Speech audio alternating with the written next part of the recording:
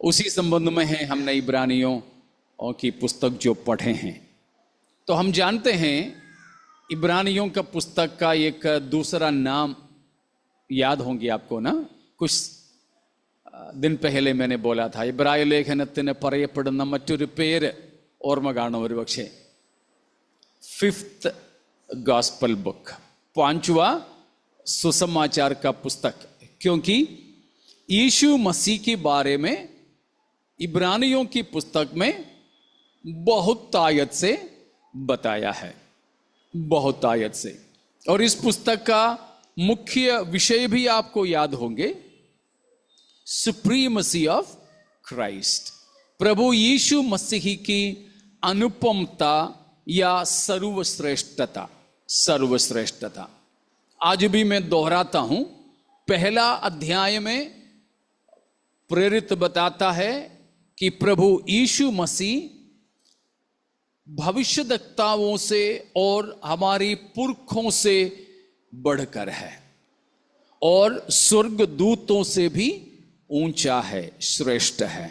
उस प्रकार चलते चलते चलते आए मसीह की महानता के बारे में बताया है। സ്തോത്രം. യേശു ക്രിസ്തു മറ്റെല്ലാവരെക്കാളും ശ്രേഷ്ഠൻ എന്നുള്ളതാണ് ഈ പുസ്തകത്തിൻ്റെ പ്രമേയം. അതുപോലെ മറ്റൊരു പ്രമേയവും കൂടെയുണ്ട്. ഇവിടെ ആയിരുന്നോ മറ്റെവിടെയായിരുന്നു എനിക്ക് ഓർമ്മയില്ല, ഞാൻ പറഞ്ഞിരുന്നു the sufficiency of Jesus Christ. This book deals exclusively also with the sufficiency of Jesus Christ. हमारे बीच में ही मैंने बोला था पिछले हफ्ते में गलातियों की पत्री में से जब हम बता रहे थे तब इस बात को मैंने बताया था कि प्रभु यीशु मसीह की पर्याप्तता, ये दोनों किताब, गलातियों के लिए लिखा गया पत्री भी और इब्रानियों के लिए लिखा गया पत्री भी, ये दोनों बताते हैं कि हमारे उद्धार करने के लिए, मनुष्य की उद्धार करने के लिए प्रभु यीशु मसीह पर्याप्त है। अब मेरे साथ आ रहे होंगे शायद ना, कि यीशु मसीह पर्याप्त है। Jesus Christ is sufficient, he is enough to save all humanity. Sufficiency of the sacrifice of Jesus, sufficiency as well as efficiency, ये दोनों हैं. यीशु मसीह की पर्याप्तता भी है और काबिलियत भी है.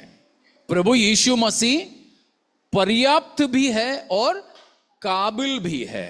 Both Jesus is efficient and sufficient for human salvation, human salvation. Simply one verse, एक ही पद से उस बात को हम साबित कर सकते हैं. 7:25 प्लीज. 7:25 നോക്കിക്കേ, 7:25.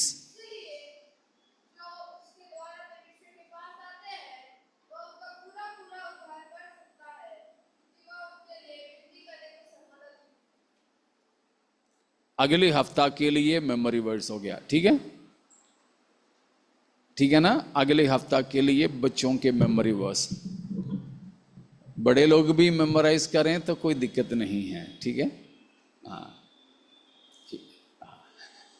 ठीक है जॉन. तो क्या लिखा है यहां पर? He is able, no, he is able लिखा ना. he is able, he is efficient, he is efficient, he is able to save also fully, no, fully, पूरा उद्धार कर सकता है. वो है मसीही की काबिलियत. किसके लिए? किसके लिए? बोलो ना, किसके लिए? उद्धार करने के लिए. कितने लोगों के?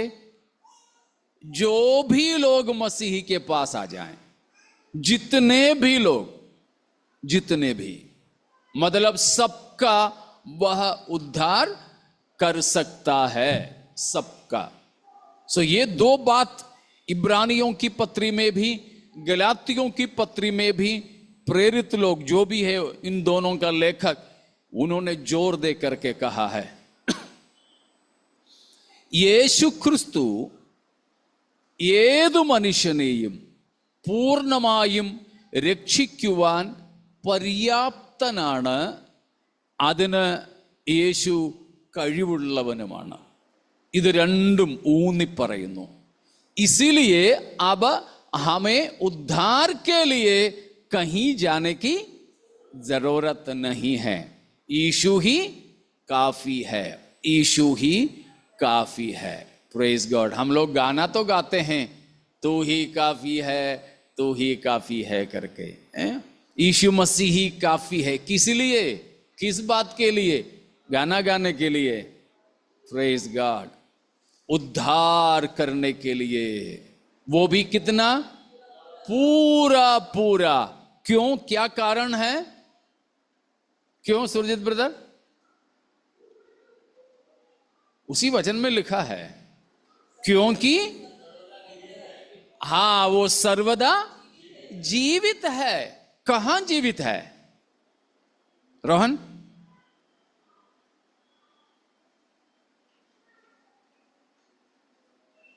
कहां जीवित है? उस वचन में क्या लिखा है? और पढ़ो एक बार.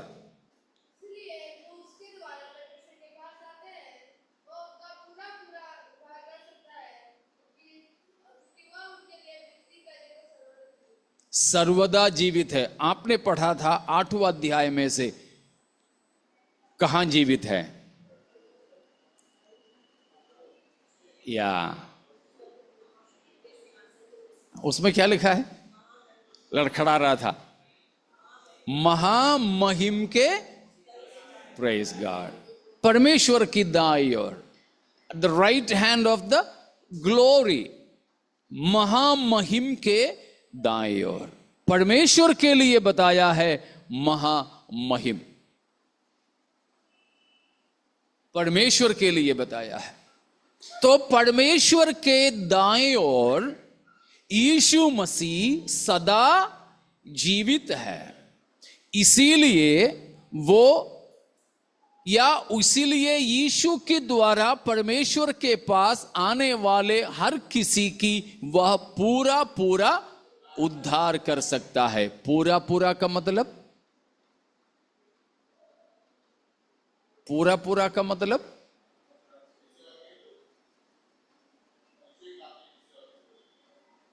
पूरा पूरा उद्धार का बता रहा हूं, पूछ रहा हूं. वो सफिशिएंसी में वो आएगा, लेकिन सेव फुली, वो फुली का मतलब क्या है? पूरा पूरा का मतलब क्या है? पूरा पूरा का,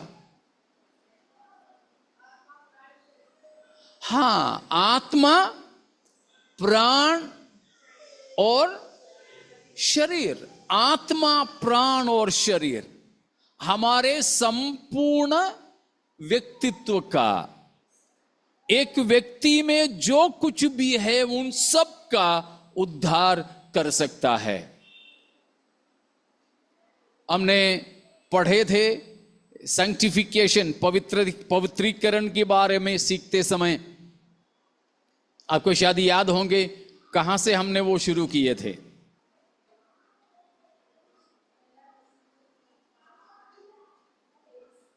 बेनियंगल ने शुरू किया था. पहला थिस्सलुनीकियों 5:23 से, जहां पौलुस कह रहा था कि शांति का परमेश्वर आप ही तुम्हें पूरी रीति से पवित्र करें. वो कैसे? नीचे बताया, तुम्हारा आत्मा, प्राण और देह, हां, या हां, पूरे पूरे निर्दोष और सुरक्षित रखे. तो पूरा पूरा उद्धार करने के लिए प्रभु हमारे यीशु मसीह पर्याप्त है. उन बातों को याद करते हुए आज हम प्रभु भोज में आएंगे। अभी बपतिस्मा लिए हुए भी, पहले ले चुके लोग भी, जो लोगों ने नहीं ली वे भी इस बात को स्मरण करें कि हमारे यीशु मसीह हर किसी को उद्धार करने के लिए पर्याप्त है और काबिल है। कैसे? यीशु की क्रूस की मृत्यु के द्वारा। तो हमने आज जो पढ़ा 8वां अध्याय, उसमें प्रेरित ने बताया कि the supremacy of the sacrifice of Jesus. 8वां अध्याय में और भी भागों में बताया है, हमने आज जो पढ़ा वचन में बताया है कि प्रभु यीशु मसीह की क्रूस की बलिदान का जो है സർവ്വശ്രേഷ്ഠത, യേശു ക്രിസ്തുവിൻ്റെ ക്രൂശ് മരണത്തിൻ്റെ അല്ലെങ്കിൽ കാൽവറി യാഗത്തിൻ്റെ ശ്രേഷ്ഠത, അതാണ് നാം 8ാം അധ്യായത്തിൽ വായിച്ചത്। 5वां अध्याय में, 7वां अध्याय में और 8, 9 और 10, ठीक है ना? 5, 7, 8, 9 और 10, इन अध्यायों में प्रभु यीशु मसीह की मृत्यु का, मसीह का व्यक्तित्व, मसीह का जिंदगी, मसीह का अस्तित्व, मसीह की क्रूस पर पूरा किया हुआ छुटकारे का सेवकाई, यीशु मसीह की महायाजकपन, इन सारे बातों को उठा उठा करके इन अध्यायों में बताया है। क्या क्या है? मसीह की व्यक्तित्व, दूसरा है जिंदगी, जीवन, और तीसरा अस्तित्व, एग्जिस्टेंस, और चौथा मसीह की सेवकाई। वो भी कौन सी सेवकाई? क्रूस पर पूरा किया छुटकारे का सेवकाई, the ministry, the finished ministry of redemption on the cross. Okay, the finished ministry of redemption on the cross. क्रूस पर यीशु मसीह ने सिद्ध किया हुआ छुटकारे की सेवकाई, और उसके बाद यीशु की सदा रहने वाला, कभी समाप्त न होने वाला महायाजकीय सेवकाई, high priestly ministry, the eternal high priestly ministry of Jesus, और the perpetual high priestly ministry of Jesus. अभी भी लगातार बने रहने वाला, कभी समाप्त न होने वाला यीशु की महायाजकीय सेवकाई। इन सारे चीजों के श्रेष्ठता के बारे में बताया है इन अध्यायों में।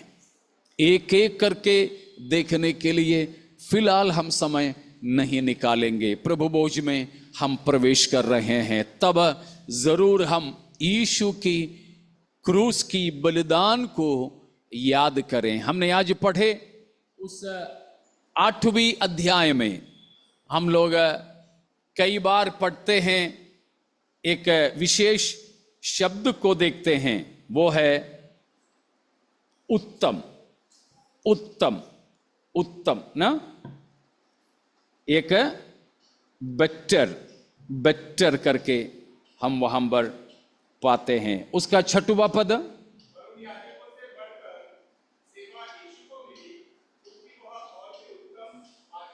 और भी उत्तम।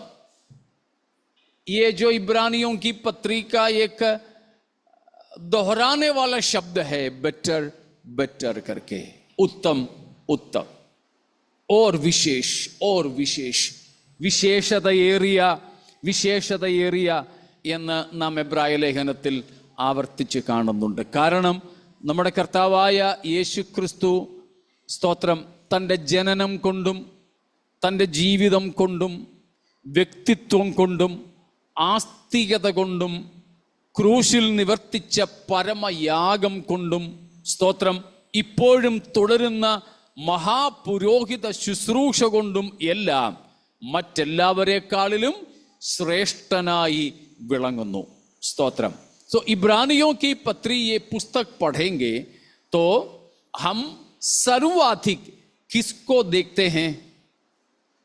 किसको देखते हैं? यीशु मसीह को देखते हैं. तो मसीह की महिमा बताया. इस 8वें अध्याय में प्रेरित बताता है कि प्रभु यीशु मसीह उत्तम, मसीह की बलिदान उत्तम, मसीह के द्वारा संस्थापित नई वाचा पुराने से उत्तम, ये सब बातें बताया है. तो वो है 8 से लेकर की पदों में भी प्रेरित ने जो बताया है. तो इन सभी बातें यीशु की क्रूस के संबंध में हम याद करें. Praise God. तो प्रभु यीशु मसीह और मसीह की बलिदान, इस प्रकार पुराने नियम के तमाम भक्त और पुरखों से और तमाम बलिदानों से, तमाम मंदिर की तजुर्बों से क्यों उत्तम है? Praise God. यीशु मसीह की बलिदान क्यों उत्तम है? आज जब हम प्रभु भोज की ओर आएंगे तो हमें याद करना है हमारे प्रभु यीशु मसीह की क्रूस पर हुआ बलिदान बाकी सभी चीजों से उत्तम है. सबसे पहला बलिदान हम कहां देखते हैं? सबसे पहला बलिदान, ആദ്യത്തെ യാഗം നാം എവിടെയാണ് കാണുന്നത്? ഹാബേൽ യാഗം കഴിച്ചതാണ് വ്യക്തതയോടെ നമുക്ക് പറയാൻ കഴിയുന്നത്. എന്നാൽ there may be one sacrifice even before that. उससे भी पहले शायद एक बलिदान हो चुका था. हाँ, लेकिन साफ हम नहीं पाते हैं. इसीलिए इसके बाद हम आज प्रभु चाहें तो शुरू करेंगे I am the good shepherd. उसमें भेड़ की बारे में जब कहें तो भी ये दोनों बात एक साथ में ले रहा हूं कि हमें साफ साफ भेड़ की बारे में और बलिदान के बारे में लिखा रेफरेंस उत्पत्ति 4 में हाबेल के संबंध में है. लेकिन तीसरा अध्याय में ही हो सकता है उससे पहले बलिदान हो चुका था. शायद वो परमेश्वर ने ही किया हो. हमें और कुछ सूचना नहीं. हम जानते हैं अदम और हव्वा पाप के कारण नंगे हैं. उन्हें पता चला, उन्हें शर्म आने लगा. परमेश्वर की उपस्थिति में खड़े रहने का, बने रहने का उन्हें हियाव नहीं हुआ. तो परमेश्वर ने ही क्या किया? एक चमड़े का वस्त्र पहनाया. चमड़े का वस्त्र. इसलिए बाइबल के विद्यार्थियां ये मानते हैं कि शायद आने वाले यीशु मसीह की क्रूस की बलिदान के एक इशारे के तौर पर परमेश्वर ने अदम और हव्वा के ही सामने एक जानवर का, हो सकता है एक मेमने का बलि किया हो और उस चमड़े का वस्त्र उसे पहनाया हो. माना जा रहा है, उपदेश नहीं है वो. अगर ऐसा है तो तीसरा अध्याय उत्पत्ति में हम पहला बलिदान को देखते हैं. जो भी है 14 अध्याय में तो है ही. उस 4 अध्याय से लगातार ही में हम देखने वाले तमाम बलिदान हैं। प्रभु यीशु मसीह की मारे जाने तक भी यहूदियां कई प्रकार के बलिदानों को करते थे। अलग अलग बलिदानों के बारे में ലേവ്യ വ്യവസ്ഥ में हम लोग पढ़ते हैं। പലതരം യാഗങ്ങളെ കുറിച്ച് ഇസ്രായേലിന് ദൈവം ഉപദേശം കൊടുക്കുന്നതായി ലേവ്യ പുസ്തകത്തിന്റെ ആദ്യ അധ്യായങ്ങളിൽ നമ്മൾ കാണുന്നുണ്ട്. ഏതായാലും ഉൽപ്പത്തി 4-ാം അധ്യായത്തിൽ തുടങ്ങി യേശുക്രിസ്തുവിൻ്റെ ക്രൂശുമരണം വരെയുള്ള നാളുകളിൽ യഹൂദന്മാർ ആവർത്തിച്ച് നടത്തിയിരുന്ന യാഗങ്ങളെക്കാൾ യേശുക്രിസ്തുവിൻ്റെ ക്രൂശുമരണം എന്ന യാഗം ഏറെ വ്യത്യസ്തമാണ്, ഏറെ സ്തോത്രം उत्तमമാണ്. കാരണം എന്താ? यीशु मसीह की बलिदान इन सारे बलिदानों से बिल्कुल अलग है, अनुपम है. कारण क्या है? एक दो बात मैं बताकर सेवकाई में जाऊंगा. पहला कारण बाकी जो भी जानवरों के या पक्षियों के बलि किए, उन पक्षी या जानवर की सहमति से किया क्या? नहीं. यहां तक उन जानवरों को मालूम भी तो नहीं था. फिर तो बस अभी हमारे जमाने में लोग ये हलाल करते हैं, तो हलाल करने से पहले क्या करते हैं? इसको पानी पिलाते हैं और थोड़ा सा पानी लेके कुछ मंत्रोच्चारण के साथ में ये जानवर के ऊपर छिड़काते हैं. तब पानी मुंह में गिरता है तो ये थोड़ा मुंडी हिलाते हैं, तो हलाल वाला मानता है अब इसने सहमति दे दिया, मेरा हलाल कर दो. ऐसे होता है. लेकिन पानी किसी का भी ऊपर छिड़काओ तो अनुमति तो देगा ही इस हिसाब से, है ना? आपके ऊपर भी छिड़काओ तो अनुमति देंगे. उसका मतलब यह नहीं कि मुझे मार दो, ये नहीं है. तो ये जानवर किसी भी जानवर का हो, चाहे कबूतर की बच्चे से लेकर किसी भी जानवर का भी बलि पुराने नियम में हुआ हो, वो कुछ भी उस पक्षी या जानवर की जानकारी और अनुमति से नहीं था. लेकिन प्रभु यीशु मसीह की बलिदान कैसा था? अनजाने में ना. It was not unknowingly and it was not without his knowledge and without his permission. But Jesus' sacrifice is unique. It is better because of first thing, it was with his knowledge and his wholehearted willingness.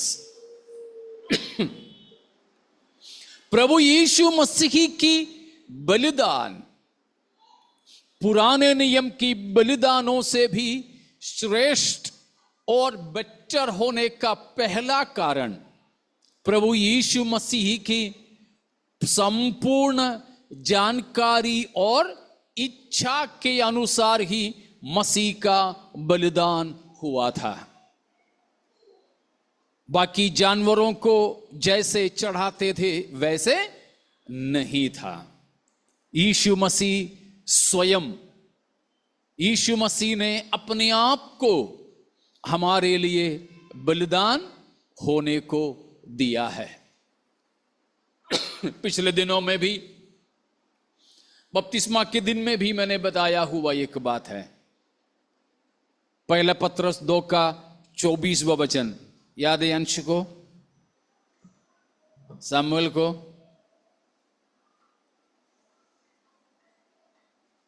Simran 1 Peter 2:24 जल्दी देखो, सिमरन पढ़ो.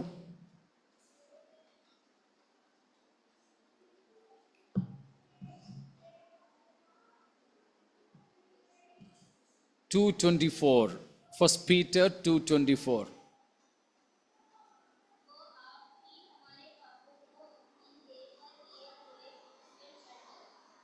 Praise God. वो आप ही, यीशु मसीह ने स्वयं ही क्या कर दिया? Praise God.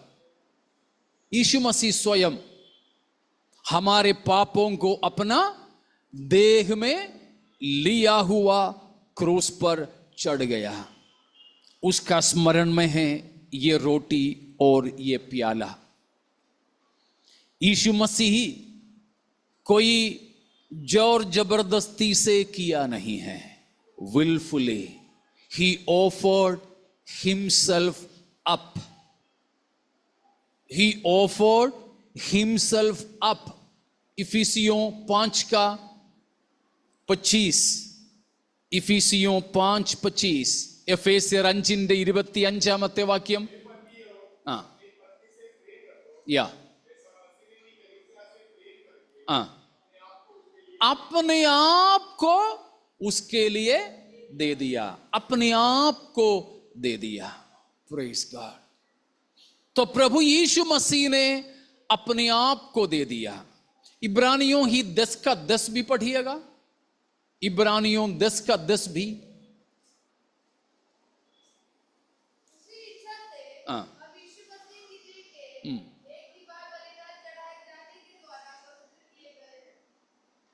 तो इन सभी भागों में प्रभु यीशु मसीह की बलिदान की पहला विशेषता हम देखते हैं कि मसीह ने अपने आप को दे दिया स्व इच्छा से। Praise God. यहां तक कि पिता के भी जबरदस्ती से नहीं था, यीशु मसीह ने स्वयं। हमने पिछले दिनों में प्रभुभोज की समय में लगातार महीनों तक मनन करते आए थे, जीसस एम्प्टीड हिमसेल्फ। यीशु मसीह ने अपने आप को त्यागा, एम्प्टीड हिमसेल्फ। तो वो है पहली बात, यीशु मसीह की बलिदान की सर्वश्रेष्ठता की पहली बात। दूसरी बात और बोल करके इस सेवकाई में प्रवेश करूंगा। दूसरी बात है the validity of his sacrifice. यीशु मसीह की बलिदान की क्या बोलते हैं? जी, वैधता। कितने समय के लिए वैध है मसीह की बलिदान? 5 साल। मेरे मोबाइल मैं मुंबई में 2005 में आया था, तभी लिया हुआ नंबर है अभी भी मेरे पास में। तो उस समय MTNL का था और आजीवन सिम कार्ड था, आजीवन 2005 में लिया था। लेकिन कुछ साल के बाद मुझे मैसेज आने लगा, आपके आजीवन सिम कार्ड की वैलिडिटी, वैधता खत्म होने जा रहा है, रिचार्ज करें। उसको अगर बढ़ाना है तो आप ऐसे ऐसा करें। आजीवन ले लिया तो कुछ साल, शायद 4-5 साल रहा, उसके बाद से भी ये मैसेज आने लगा। तो उस तरह का एक वैधता, आजीवन वैधता नहीं है यीशु मसीह की।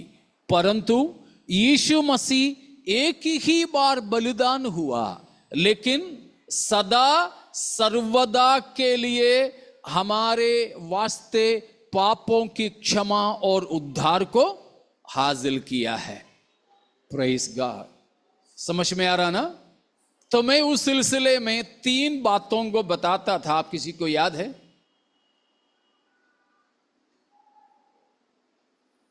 यीशु मसीह को अवतार करके भी मत कहना मैं बोलता था आपको, तब भी ये बात मैं कहता था।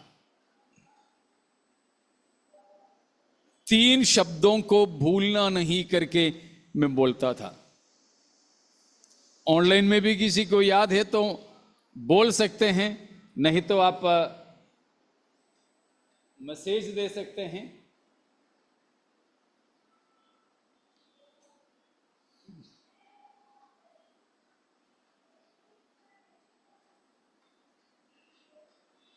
किसी को नहीं तो फिर मैं 3 हफ्ता और उसके बारे में प्रचार कर सकता हूं। Rohan, very good. 3 शब्दों को जीसस डाइड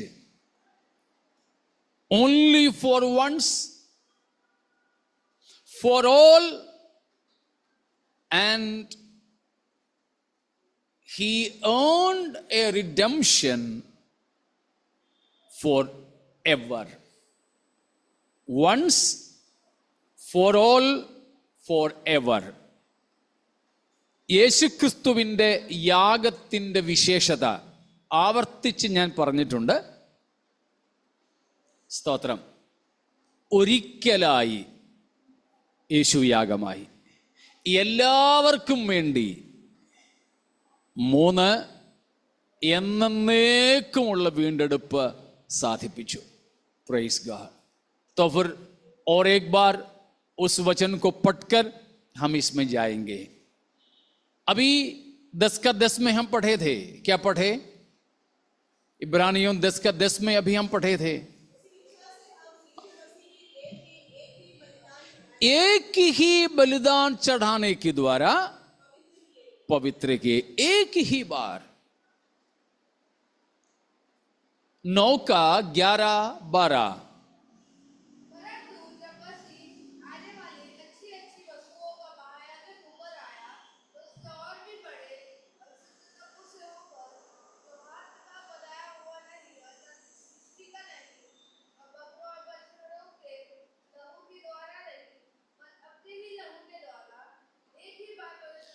एक ही बार पवित्र स्थान में प्रवेश किया, अनंत छुटकारा, या फॉरएवर, अनंत छुटकारा।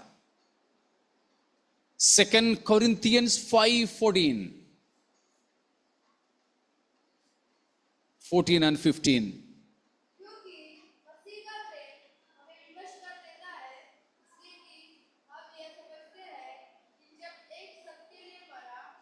एक कितनों के लिए मरा? सबके लिए मरा।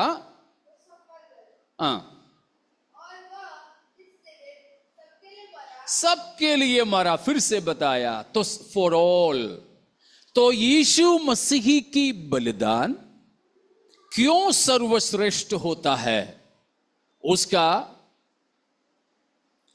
कुल मिला के अभी 4 बात देखा। 4 reasons what make Jesus sacrifice unique or better। यीशु की बलिदान उत्तम बनाने का 4 बात हमने अभी देखा। पहला देखा, यीशु मसीह स्वयं अपने आप को दे दिया, जानता हुआ और इच्छा चाहता हुआ।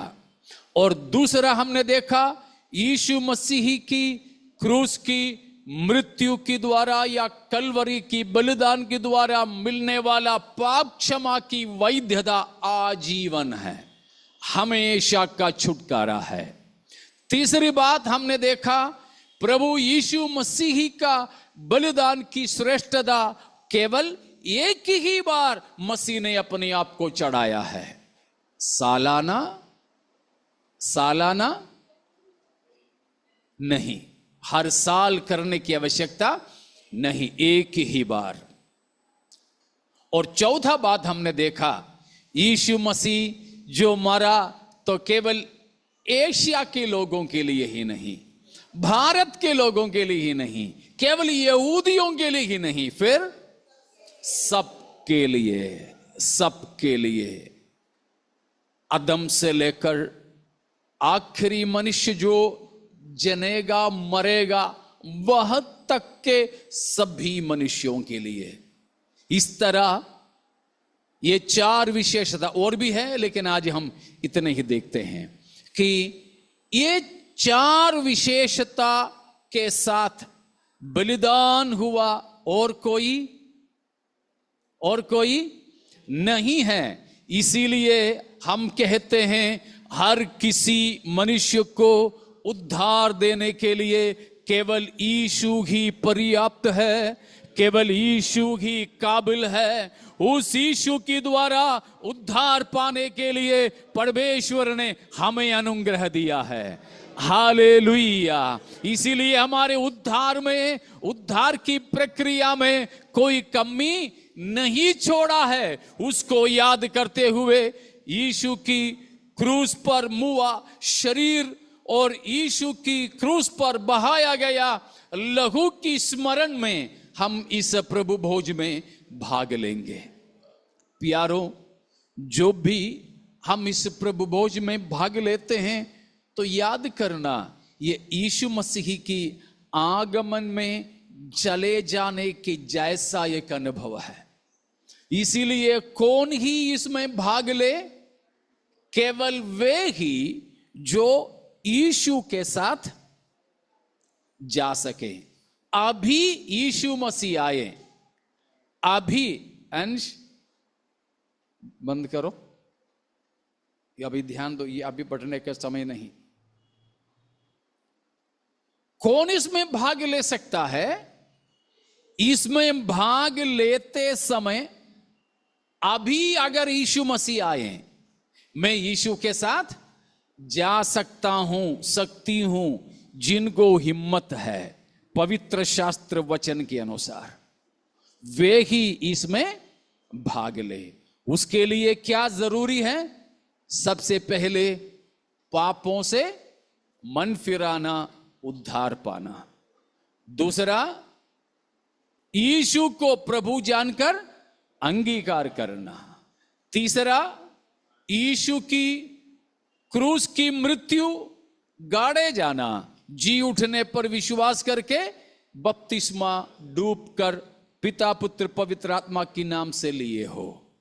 उसके बाद अपने छुड़ाए जाने वाले लोगों की उद्धार के लिए वादा किया, पवित्र आत्मा को प्राप्त किए हो, या फिर उसके लिए विश्वास के साथ आशा रखकर चाहत और प्रार्थना करते हो, और यीशु की आगमन की बाट जोते हुए पवित्र जीवन बिताते हो।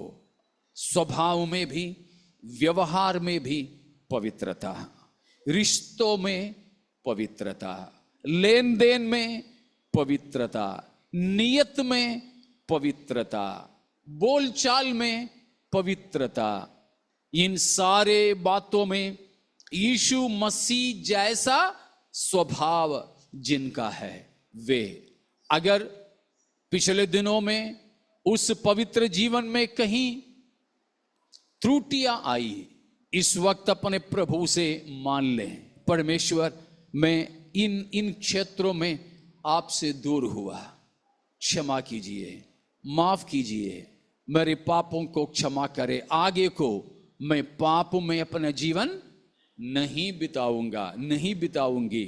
एक पवित्रताई के साथ हर क्षेत्र में, जैसा मेरा यीशु मसीह का चाल चलन था, वैसा एक चाल चलन के लिए मैं अपने आप को सौंपता हूं। दो प्रकार के पाप होते हैं, एक है since of commission and since of omission. जो चीजें करना चाहिए वो नहीं करना, जो काम, जो बातें नहीं करना चाहिए वो करना, यह है दो प्रकार के पाप। ऐसा किसी भी प्रकार के पाप हमारे जीवन में हुआ हो, उन सब के लिए हम अपने प्रभु से माफी मांगते हुए यीशु की कलवरी के लहू में एक और बार धोए जाने के लिए अपने आप को समर्पण करते हुए प्रभु के कदमों पर आ जाएं। आइए हम सब इस समय खड़े हो जाएंगे।